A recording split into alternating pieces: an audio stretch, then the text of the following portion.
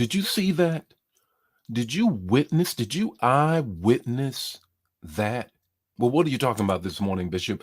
Good morning, everybody. It's time for Morning Manna. And this morning, let's talk about in this Pentecost week, on this morning, let's talk about being an eyewitness. Let's talk about being an eyewitness. Good morning, everybody. Happy Monday. Happy Monday. It's Monday morning. It's time for the first day of the work week. And I got a word for you already. And I know you got a word on yesterday. If you were at New Life, I understand PG2, Pastor Jeff the second, rocked the house. God used him to preach the house down. And it looked like I got to go get some construction company and put the house back together. But any rate, I was out and preaching at Divine Call Ministry in Fayetteville, North Carolina. Powerful, wonderful ministry there under the awesome leadership of Pastor Raul Wallace and First Lady Net. And it was good being with them. But let me just share this word with you on this morning. Eyewitness, eyewitness. Let me greet some people, and then we're going to get into the word this morning. Good morning, Ella. How are you? Good morning, Gloria. How are you? Angela, how are you? Verena, how are you? Good morning, Anna. How are you on this morning? What a wonderful morning it is. Good morning, Brenda. How are you on this morning? Sharon, how are you? Pastor Leo, how is everything with you? Elder Mobley, how are you? Fran, how are you on this morning? What a wonderful morning it is. Where did you go to church yesterday? Did the word come forward? What did a man or woman of God preach? Shout them out so everybody can see that you went to church. Now, you just didn't sit home and chill. You didn't sit home and chill. Elder Lawson, how are you? Elder Jan, how are you doing on this morning? Good morning, Gloria. How are you on this morning? Emma out of Goldsboro, North Carolina. Good to see you on this morning. Good to see you on this morning. Got a word for you on this morning. Now, let me give you some context and then we're going to get right into it. This week is leading up to Pentecost Sunday. This week is leading up to Pentecost Sunday. Now, Pentecost is the birth of the church. In Acts 2 and 4, we hear it so many times, is when the power of God came in, suddenly came in the room. It filled the room, filled them, and then they began to speak in other tongues. They began to speak in other tongues as the Spirit gave utterance. Now, this morning, I want to begin us walking all the way to Pentecost this morning. Good morning, Cynthia. All right, Fayetteville. That's right. I was there. And just really want to share with you as we walk into it now in eChurch, if you watch eChurch, hope you watch eChurch, New Life 2-1 or Facebook Live on New Life.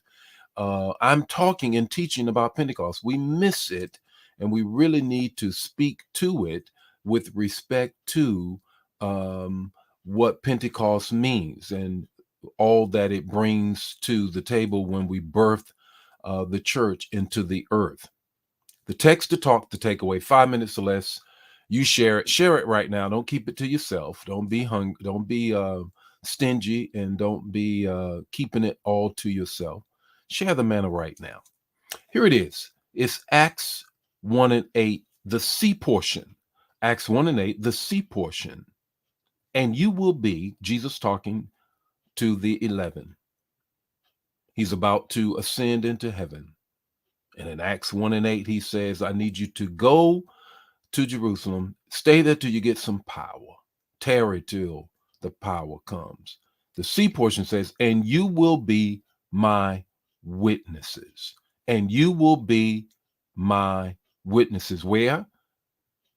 Jerusalem, all Judea, Samaria, and to the ends of the earth. To the known world and even to the unknown world. That's where you're going to be a witness. Now, what does it mean to be a witness? The Greek word that is used in this text means to be a martyr, to be a martyr.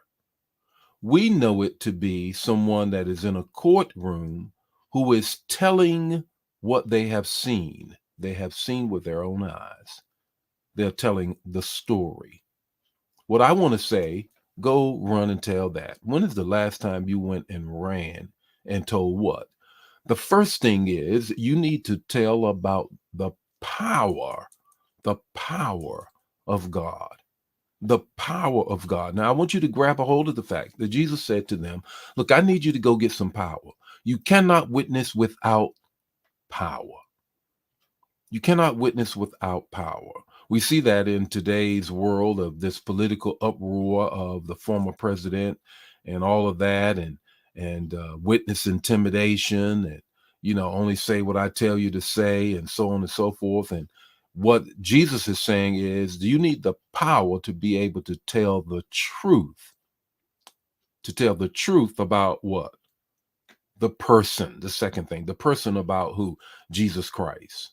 Remember when Peter got up and Peter preached, he told them about the person of Christ. He told them about the person of this man whom you crucified. This man. So when you go and run and tell that, you need to tell people about the power that you have witnessed with your own eyes in your life. The person of Jesus and the salvation that he has brought in your life. Go run and tell that. And now here's the third thing that you need to do. You need to tell them about the passion of the Father. The Father cares about us. He is our shepherd, and we will not be in want. So you need to grab a hold of the fact when Jesus says, I need you to be an eyewitness, give an account.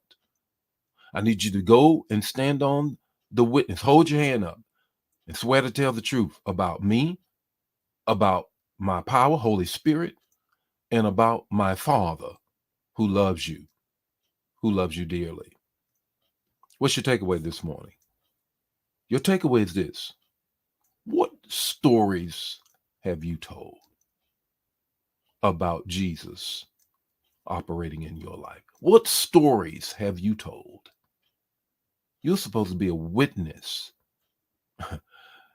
What stories have you gotten on the witness stand and said, this is what I know about Jesus in my life and what he has done? Well, it's Pentecost week. We're teaching on Pentecost all week long. This is just a snippet of what we're going to be talking for the rest of the week. Hey, the Lord be with you today. His face shine upon you and give you peace. I'll see you tomorrow morning with more Morning Manna. Share the manna. Don't keep it to yourself. Bye now.